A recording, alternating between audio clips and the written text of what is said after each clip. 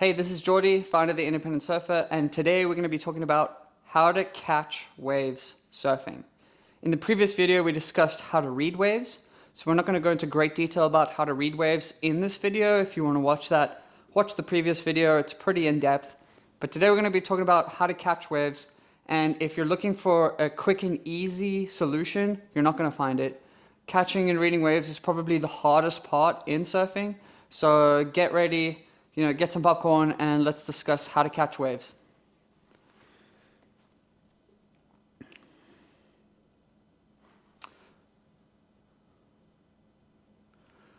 Cool, so I actually am running out of battery life right now, so I'm going to try and keep this as quick and straightforward as possible. Before we talk about how to catch waves, I just want to say that thank you to you for watching this video. You are the sponsor. By watching this video, it allows us to make more videos. And if you do want to take your surfing truly to the next level, join us at our all-inclusive retreats. Our next one is in Nicaragua, and we'll be planning more in Indonesia and Costa Rica in the future, so check those out. But anyways, let's jump straight into how to read waves real quick. I'm not going to go through the whole backstory, but all you're trying to look for essentially is the high point versus the low point of the wave. When it comes to catching waves, like a lot of people just end up kind of turning their board, paddling to the beach in a straight line. But you need to think about surfing and catching waves much more in a three-dimensional space or on two axes, basically. You got to think about catching and reading waves like parallel to the beach, as well as in towards the beach versus out to sea.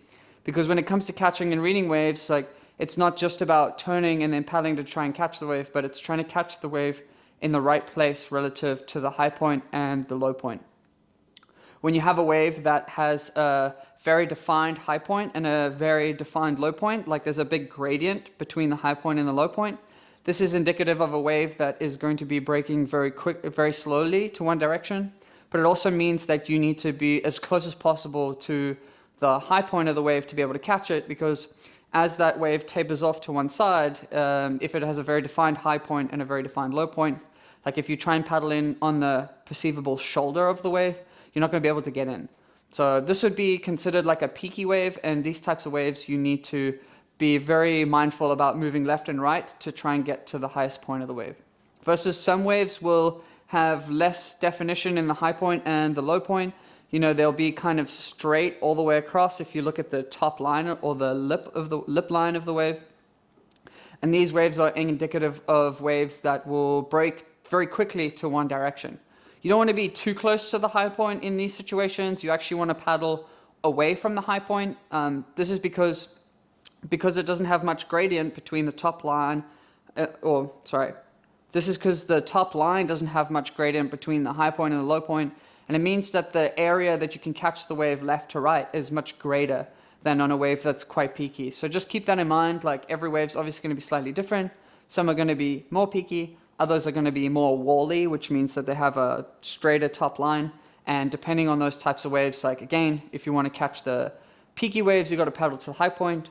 And if you want to catch the wally waves, you want to kind of paddle away from the high point, further towards the shoulder, to allow you to still make it down the line once you catch wave. So it just goes to show, like when you think about catching waves, you don't only need to think about catching waves like paddling out to sea and paddling into the beach, but you also need to think about catching waves laterally, like paddling across the shore, parallel to the shore or parallel to the wave to be in the right spot to catch a wave. Then the next thing you want to pay attention to in terms of reading waves is the depth or the shade of the wave. The closer the wave is to breaking, the darker the wave will be in shade. Obviously, every single surf spot is going to be slightly different in the way the wave looks before it breaks. But some surf spots do share similarities. But the darker the wave is, the closer it is to breaking, and you'll see it go from like a lighter shade to darker gradually over time as it gets closer and closer to breaking. And then the last thing you really want to pay attention to is the top line of the wave, not only the gradient from left to right, but you also want to pay attention to how defined that top line is. If the wave is quite defined in its top line, or that top part, very top part is very defined, it means it's really close to breaking, and then just before it breaks, it'll start to like shimmer or do this feathering thing. and that's kind of indicative of the wave being really close to or just about to break. In some places around the world, you can still catch the wave at this point, but in other places like that are more consequential waves, like say Pipeline, for example, if you're seeing that shimmering effect further out than you, then you know for sure that that wave is going to break ahead of you and you won't be able to catch it. So you kind of got to try and paddle for the wave before you see that. And if you do see that already, in most cases it's too late. But in the case where the waves are really kind of flat or fat or like kind of moundy, then even if you do see that shimmer, you might still be able to catch the wave because the wave doesn't break from top to bottom on those really flat waves like it does break at a place like, say, Pipeline, where it's just going to plunge forward and then break and be super heavy. So just keep those things in mind. That's pretty much a brief breakdown on how to read waves. So let's get into the first tip on how to catch waves.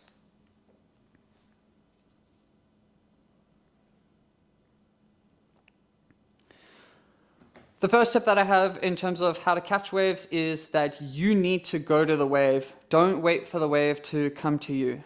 9 times out of 10, your position on the lineup is going to be completely off. And even if it is even if you're like the best surfer in the world, even if you think your position's in the right place, as that wave comes towards you, you need to slightly adjust your position. I've even had situations where I've adjusted out of position. So like I was in the right position, I adjust out of position, and then I adjust back to that same position. And honestly, this kind of helps me feel less anxious as the wave is coming in towards me. Just because I know that I'm being proactive as the wave is coming in, and I'm actually doing something to take my mind off of questioning whether or not I'm in the right place or not. So even if you end up kind of slightly moving out of position and then moving back to the right position, I guarantee it will help you ease your mind as the wave is coming in towards you. And when I say move to catch the wave, I don't just mean like turn around and paddle to the beach, because this is often the worst thing to do. What I mean is face the wave, paddle to where you think the wave is going to break first, and then try and catch the wave from that point versus just sitting where you are. And this is not only to actually catch the wave, but this can help you maximize the most opportunity out of the wave. Because if you're not paddling to the highest point of the wave, which is where you want to try and paddle to, depending on the type of wave you surf, like peaky waves, paddle to the high point. Wally waves, paddle slightly away from the high point. But you got to move. And it's not just into the beach versus out to sea, it's also lateral along the beach.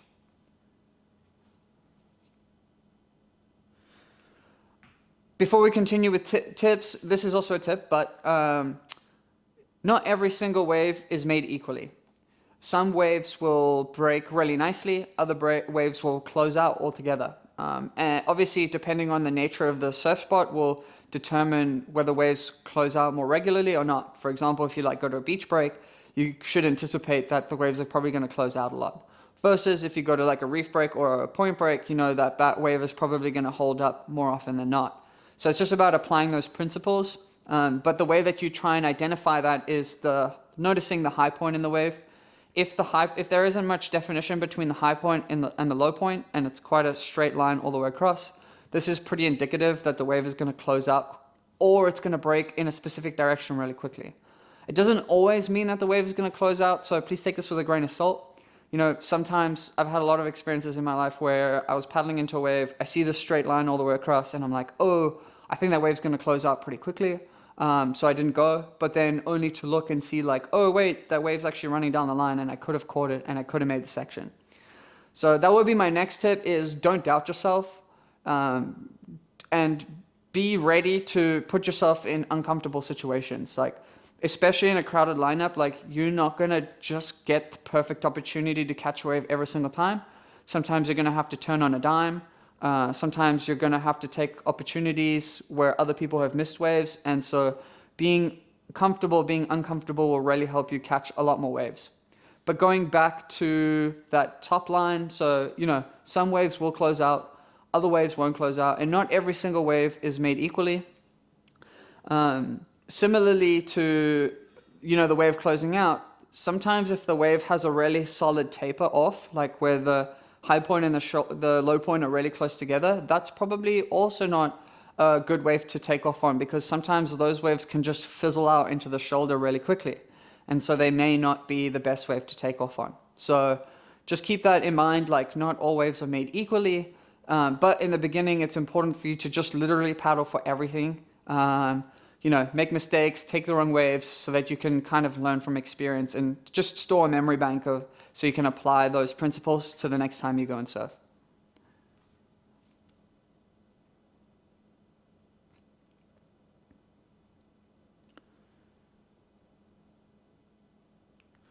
So the next thing, or the next tip that I have, so the next tip that I have for you is to try and face the wave for as long as you can.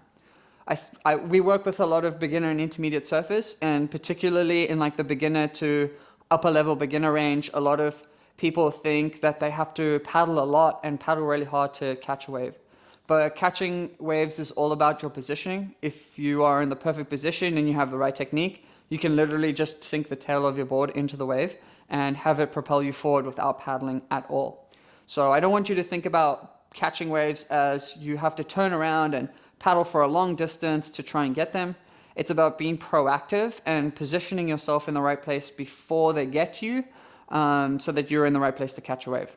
And then that's all the hard work done. You don't have to waste time taking 10 to 20 paddle strokes in towards the beach to catch a wave, because what can happen is the longer you paddle in towards the beach while the wave is moving behind you, the more time that wave has to change shape behind you. And especially if you don't look back, what will happen is like that wave can very easily break on you, and you just will have no idea what's going on. So don't just turn around and paddle for the wave as much as you can towards the beach.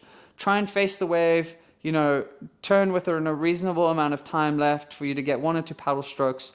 And hopefully you have done the work to put yourself in the right place so that you don't have to cover too much distance when the wave gets to you.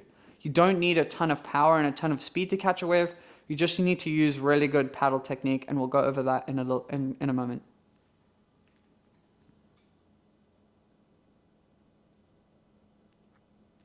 And that's my next tip. And that's my next tip is to try and pay more attention to what's going on behind you and next to you than what's going on in front of you. So again, you don't want to be like the horse with the blinders on where you look at the wave, turn to the beach and just start paddling with your head down. Like that's going to be the worst way to catch a wave. You got to look over your shoulder, start paddling for a wave, maybe look to the left of you to make sure nobody's coming from that side. I would always recommend looking left and right just to make sure that nobody else is already on the wave. And then as you paddle for the wave, kind of look in the direction that you want to go, and you can use your peripheral vision to identify what the wave is doing behind you so that you always know exactly where the wave is. If you just kind of put your head down and paddle straight to the beach without ever looking behind you, you'll never actually be able to read and know what the wave is doing. So make sure you're looking ahead of you.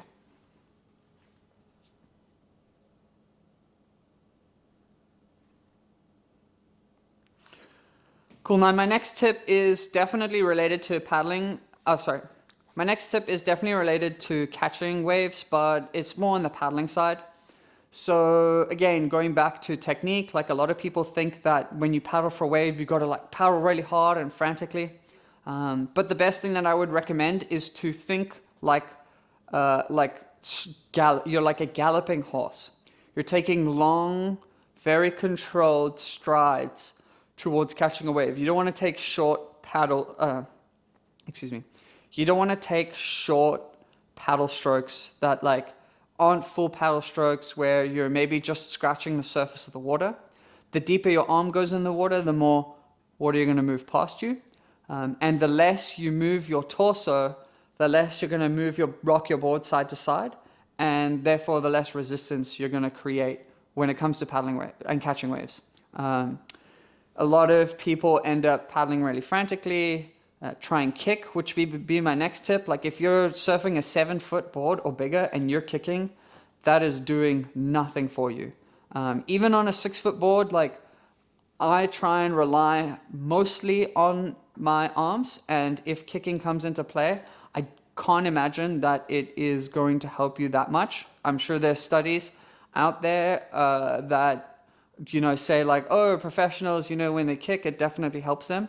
But the way that I see it is that if you are watching this video, you probably aren't at a point where you can keep your body still enough to kick and not create any rocking side to side or any sort of resistance. So Don't kick, rely on your arms, keep nice, cool, calm, and collected. And if you're not able to catch waves by taking a couple paddle strokes, it's not because you're weak at paddling, it's because you are in the wrong position to catch a wave, and you should rather review your position in the lineup than review your paddling. Don't get me wrong, it's important to be able to paddle swiftly with a lot of power and quickly, but it's important to do that through proper technique rather than just trying to force your way through it, because forcing your way through it is going to create a lot of resistance, a lot of drag, and honestly just make it worse for you.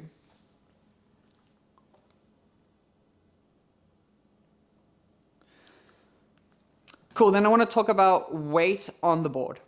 Now, what's really common with, beginner to intermediate surfers is they end up having their feet wide off the tail of the board, or they end up lying, and as a result, because they don't have any weight on the tail of their surfboard, they end up actually needing to lie further back further back off the nose of the board because all their weight's on their chest. So it creates like a skewed perception of how much weight you have towards the front of the board. You need to have an even distribution, or I wouldn't say even, you probably want to have most of your weight on your chest, but you want to have some weight distributed from your chest through your hips to your knees. And what this will do is help the tail slightly sink in the water. What this will do is help the tail slightly sink in the water, which will allow you to actually lie a little bit further forward on the board, so that when you do actually drop your chest down to the board to add a little bit of extra, to kind of get the nose of the board down as you're tipping into the wave, or as you're trying to gain a bit more speed, scratch in, you'll actually be able to do that. Versus when you take your feet wide and you put your chest down on the board, what happens is, in this case, you end up not being able to push the nose of the board down because you're forced to lie further back. Now, this can all be a little bit complicated, but really reviewing where you're lying down on the board can make a big difference in terms of being able to paddle and catch waves. So just be mindful of that. And you don't want to paddle with your chest down. You want to paddle with your chest up and your back arched, adding some weight towards the back, because my next tip, and for you to understand, is that having weight on the back can help you, but not creating drag and having too much weight on the back. So what happens is you want to try and sink the tail of your board slightly into the wave, because the wave will catch your board and propel it forward. If you don't have any weight on the back of your board, what will happen is that wave will roll past and roll underneath you very easily, and then will start to push on the front of your board, but kind of miss the tail. It needs to start with the energy pushing the tail to help propel you forward. So keep your feet together, because that will help you minimize drag by keeping your feet wide. You want to be as streamlined as possible. And then the other thing is, keeping your feet together will also add some weight to the tail, which will help the wave catch and push the board forward versus run underneath you. All right. It's going to be more difficult to keep your feet together because you're going to have a hard time then keeping your board stable side to side. Like having those feet wide they're like outriggers of a boat or a canoe. They keep the board very stable, but they add a lot of drag, and they give you a skewed perception on how you're supposed to keep your weight on the board. So make sure you have those feet together. It's going to be an adjustment to keep the board from rocking side to side, but over time you'll build up the core muscles to help you avoid that. Last tip with paddling, and we'll move on from that, is try and feel like you're pressing your hips down to the board. You want to feel like you are pressing your hips like as hard as you can to the board, not feeling like you're lifting them up or like only on your chest and only on your knees. You want to create like this reverse banana situation where like your hips are pressed down and you have weight from your, say, diaphragm down towards just above your kneecaps. And that's the only bit of weight that should be touching the board, and especially starting at the hips.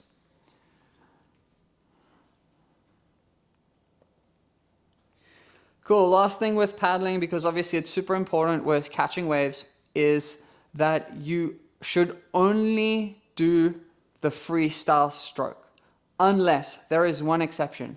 So when you're paddling into a wave, you want to have two arms. You don't want to try and double arm into a wave because it's going to make it much harder.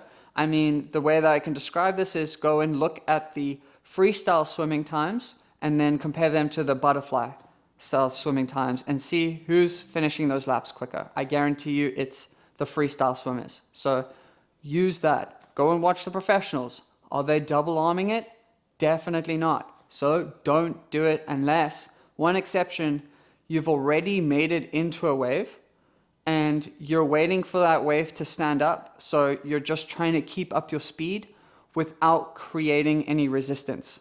So you can kind of get to speed with this nice paddle stroke, but it's hard to keep that speed without creating resistance because you don't want to have like your arm going in the water like that. So the butterfly stroke where you go over and pull back helps to maintain speed, but it does and help you stay on a wave, but it doesn't help you actually catch a wave. So just keep that in mind.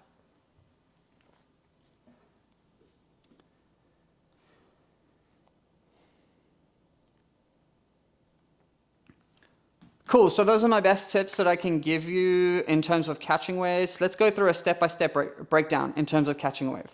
First thing you want to do, stand on the beach for 5 minutes, identify where the consistency is, because waves will break consistently in the same place over and over again, especially if you go to a reef break and a point break. It's going to be a little bit more chaotic at a beach break, but I guarantee you, even over a 15 to 20 minute period, there will be areas of consistency. If you're surfing beach breaks, look for structures like piers, rock formations, anything like that, because that will help create more consistency with the way a wave breaks. So 5 to 10 to 15 minutes on the beach, identifying consistency, try and pinpoint a position where you think you might sit, and then go to that point as you paddle out to the wave. When you are watching the waves on the beach, you also want to identify things like how fast are the waves breaking to one direction, or to either direction, which way are they going more consistently, because this will help you have a game plan to set before you go out into lineup. For example, if I go to a surf spot, I'm a regular footer, so I prefer to go right, but there's only lefts, then I'm only going to go left. Don't go out there and try and just be comfortable and surf on your forehand, because what will happen is you're going to miss out on potentially getting great waves. So don't try and just make it easy for yourself and set a game plan according to what you see before you go into the lineup, so that you kind of eliminate the doubt, because doubt is the biggest thing that holds people back from being able to catch waves. They see a wave, they're not sure which direction it's going to break in. They're not sure, whether or not they can catch the wave because they're not sure of their position in the lineup. So you got to eliminate that doubt. So stand on the beach, watching the waves. Now you paddle out. Line yourself up with a marker and check that marker every 45 seconds to a minute to make sure you're in the right place. Then you identify a wave as far out as possible. You start to see this little shade change really far out. Even if it's not a wave, react to it. Every wave is an opportunity until it's not. So respond. Try and check your marker again. Am I in a relatively good position for the next wave to come through? All right, I'm in a good position. I'm going to keep my eye on that wave. It's coming in. Ooh, it looks bigger than the last wave. What would you do? You paddle slightly further out because you think it's going to be bigger. It's going to break slightly further out. Or if it looks smaller, paddle slightly further in. Don't just sit where you are and wait for the wave to come to you, because it's not going to. See the wave, and now you're paddling. Now you're trying to anticipate its trajectory. You paddle to where you think it's going to be. Maybe that's the wrong position. Turn around, paddle in the next direction until you feel like you're in the right place. Then wait for the wave to get, say, 10 seconds away from you. This is where you are fine-tuning your adjustment. Maybe now you can sit parallel to the wave in the direction that you want to go, because that will help you turn quicker. It's easier to turn 90 degrees than it is to turn full 180 degrees. Maybe you want to sit up on your board to turn, because that will help. But getting good at lying down and turning helps too in pressure situations. And as that wave comes for you, you're going to turn in the last minute. Look to the direction you want to go. Look to your inside to make sure nobody's there. A few really chill paddle strokes, because you want to keep your heart rate nice and low, and you want to keep breathing, because if you keep your heart rate high, what will happen is you will end up overwhelmed with the situation. Heart rate low, breathe, paddle a few chill paddle strokes, and try and feel into how that wave is underneath you. For the first few sessions, if this is you considering surfing and this is like your first video that you're watching before you go actually try it, I would suggest just catching waves without even standing up for the first few times. I think I had an easy introduction into surfing because I actually started bodyboarding, and I was doing bodyboarding professionally long before I actually learned to surf, which took that whole catching and reading waves aspect out of the equation for me. All I had to focus on was standing up because I could already catch and read waves. It made it kind of easy. So if you don't have that luxury, just go and paddle into waves, and maybe not stand up for the first few times, because it's a lot to have to think about catching and reading waves and then standing up and then turning the board, one thing at a time. All right, so remember to breathe. Slow, easy paddle strokes. You don't need to paddle frantically. Make sure you're stable on the board and make sure you're looking behind you as you're catching a wave. And good luck with catching your first few waves.